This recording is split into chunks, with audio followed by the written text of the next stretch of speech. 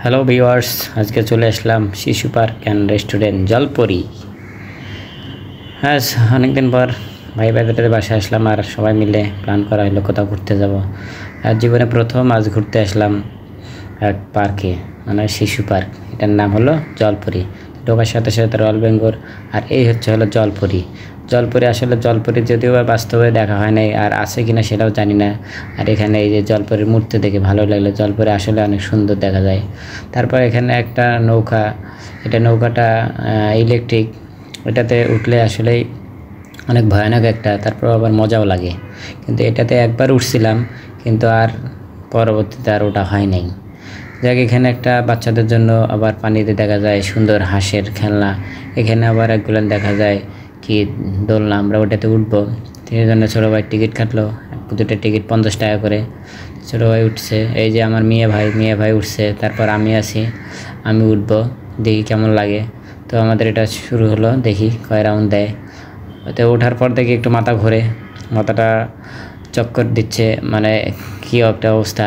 তাই মাথা চোখ বন্ধ করে রাখলাম কিছু সময়।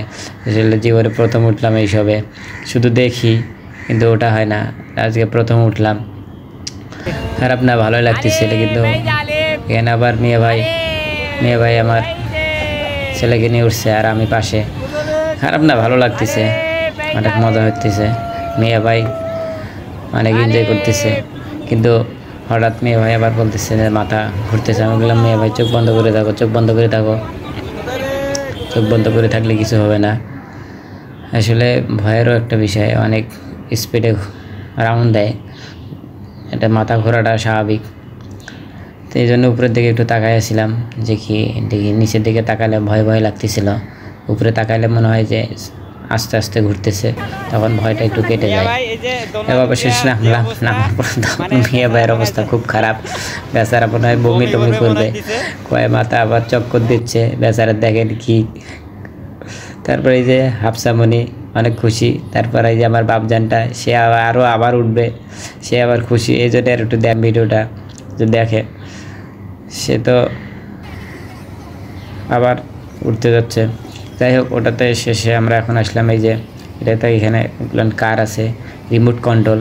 এখানে হাফসামণি উঠবে, হাফসামণি দেখি ভালোই ড্রাইভ করতেছে, অনেক এনজয় করতেছে। আসলে বাচ্চা কাচ্চাদেরকে এইসব জায়গায় মাঝে মধ্যে নিয়ে আসা দরকার, কারণ নিজে আসলে শত ব্যস্ততার ভেতরেও পরিবারকে সময় দেওয়া উচিত, আর বাচ্চা কাচ্চাকেও সময় দেওয়া উচিত। কারণ ঢাকা শহরে যদিও বা বাচ্চাদের খেলার জায়গা কম, এই জন্য মাঝে মধ্যে এইসব ছোটোখাটো বা ভালো পার্কে এসে বাচ্চাদের সময় দেওয়া উচিত। তারপর এখন হলো আমাদের বাপজানটা উঠছে, আলিপও দেখি ভালোই চালাইতে পারে।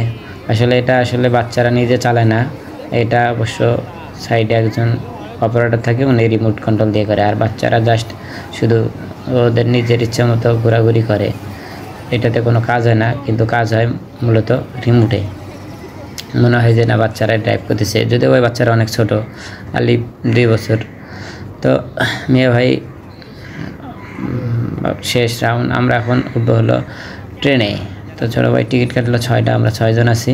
ট্রেনের জন্য অপেক্ষা করতেছি যে এই ট্রেনে আমরা সবাই উঠবো। তো ট্রেন রাউন্ড দিচ্ছে, দেখি রাউন্ড মনে হয় শেষ হবে। আমরা অপেক্ষা করতেছি, ট্রেন এসে গেছে। ট্রেনে আমার এই যে ছোটো ভাই উঠে গেছে, হাফসামণি উঠছে। তারপর আমি উঠবো পিছে। এই যে আমার মেয়ে ভাই আলিফ উঠে পড়ছে। মেয়ে ভাইয়ের দুর্বলতা, ভয় এখনও কাটে নাই। আমি সবার পিছে, আমি ভিডিও করবো জন্য সবার পিছে। যাক, ভালো। আসলে আজকে দিনটা অনেক সুন্দর কাটতেছে। দিন বললে আসলে দিন নেই, দিন শেষে রাত। আমরা আসছি সন্ধ্যার পর এখানে, আর এইসব পার্কে সন্ধ্যার পরেই বিশেষ করে ভালো লাগে। তো আমাদের রেলগাড়ি চলতেছে, চিক। কিন্তু রেলগাড়িতে অতটা মাথা অবশ্য চক্কর দেয় না, এটা অনেক স্লো চলে। বাট ওই রকম ভয়েরও কিছু নেই, ভালো লাগে। এটা বেশ কয়েকটা রাউন্ড দেয়, যদিও কয় রাউন্ড দেয় আমি গুনি নেই। তো ওখান থেকে আমাদের রাউন্ড শেষে আমরা এখন চলে যাব। এটা হলো বাইরে যাওয়ার সময়।